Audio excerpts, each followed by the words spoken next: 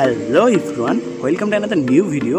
আমি মোহাম্মদ জিনাতুল ফাইজ নিবিড় আছি আপনাদের সাথে এবং আপনাদের সকলকে আমার ইউটিউব চ্যানেলে স্বাগত জানাই। আজকে সকালে উঠেই দেখি কাঞ্চনজঙ্ঘা উঠিয়ে দিয়েছে। সো কয়েকজন বন্ধু মিলে প্ল্যান করে ফেললাম তেঁতুলিয়া যাওয়ার। সো এখন আমরা তেঁতুলিয়া যাচ্ছি কাঞ্চনজঙ্ঘা দেখতে। আজকে রাতটা আমরা তেঁতুলিয়া স্টে করব এবং কালকে ভোরে আমরা কাঞ্চনজঙ্ঘার সৌন্দর্য উপভোগ করব। সো চলুন এখন বের হয়ে যাওয়া যাক, দেখা হচ্ছে একটু পর রাস্তায় গিয়ে।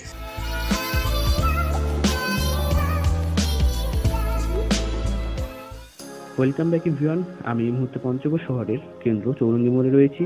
এখান থেকে আমরা বাসে উঠবো। আপনারা যারা বাইরে থেকে আসবেন তারা বাস টার্মিনাল অথবা এখান থেকে তেঁতুলিয়াগামী বাসে উঠতে পারেন। তেঁতুলিয়া পর্যন্ত রেল যোগাযোগ নেই, যে কারণে পঞ্চগড় হতে তেঁতুলিয়া যাওয়ার একমাত্র দ্রুততম উপায় হচ্ছে বাস। এছাড়া অটো ইজি বাইকে যাওয়া সম্ভব, কিন্তু সেটাতে সময় বেশি লাগবে, তাই বাসটাই বেটার অপশন। এবং পঞ্চগড় হতে তেঁতুলিয়ার বাস ভাড়া মাত্র 50 টাকা। তো চলুন বাসে উঠে পড়া যাক এবং কথা হচ্ছে বাসে উঠি।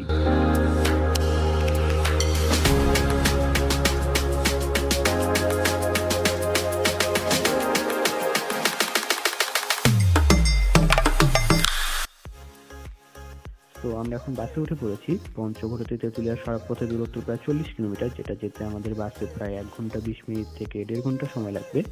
এখন অলমোস্ট সন্ধ্যা হয়ে এসছে। তেঁতুলিয়া যেতে যেতে আমাদের রাত হয়ে যাবে। তো তেঁতুলিয়াতে গিয়েই কথা হচ্ছে। ততক্ষণ পর্যন্ত রাস্তার ভিউগুলো এনজয় করুন।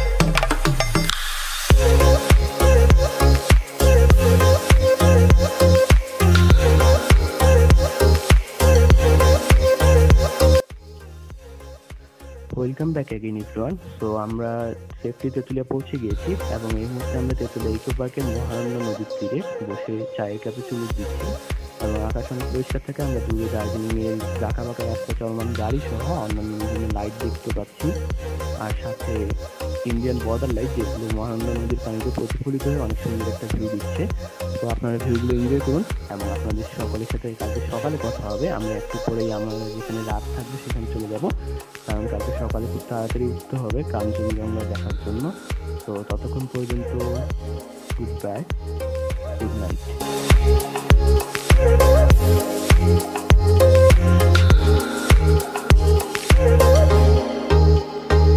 Good morning everyone. এখন আমরা কাঞ্চনজঙ্ঘা দেখার জন্য বের হয়েছি।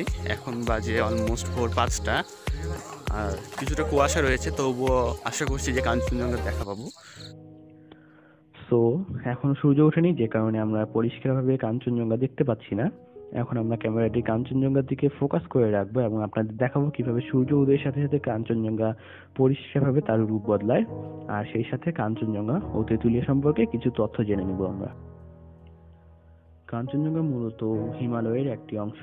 কাঞ্চনজঙ্ঘার 5টি পর্বতশৃঙ্গ রয়েছে, যার 2টি অবস্থান করছে নেপালে এবং বাকি 3টি ভারতের সিকিম জেলা ও ভারত নেপাল সীমান্তে অবস্থিত।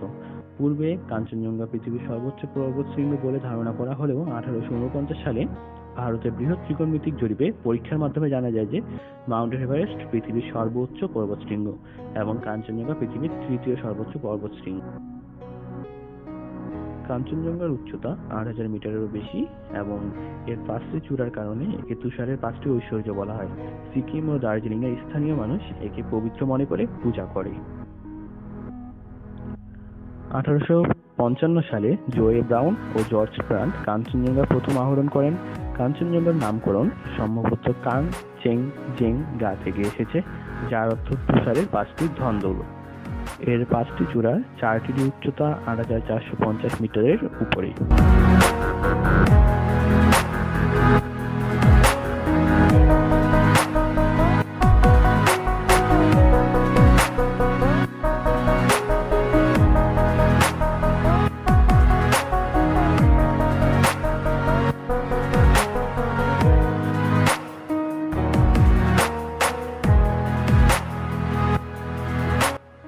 এবার আসি বাংলাদেশ থেকে কিভাবে দেখবেন। অক্টোবরের শেষ হতে নভেম্বরের মাঝামাঝি পর্যন্ত আকাশ পরিষ্কার থাকলে পঞ্চগড় ও তেঁতুলিয়ার যে কোনো ফাঁকা জায়গা হতে কাঞ্চনজঙ্ঘা দেখা যায়। সব থেকে ভালো দেখা যায় তেঁতুলিয়ার ডাকবাংলো, শালবাহান, রণচণ্ডী, বেরং ব্রিজ, মাঝিপাড়া হতে। আর রাতের বেলা এসব জায়গা হতে দার্জিলিং এর পাহাড়ি রাস্তায় চলমান গাড়ি ও বিভিন্ন লাইট দেখা যায়। তবে সবকিছু আকাশের উপর নির্ভর। আকাশ পরিষ্কার থাকলে তবে এসব কিছু দেখা মেলে, না থাকলে দেখা যায় না। আর পরিষ্কার আকাশে কাঞ্চনজঙ্ঘা দেখার সব থেকে সুন্দর সময় হচ্ছে সূর্যোদয় এবং সূর্যাস্তের সময়।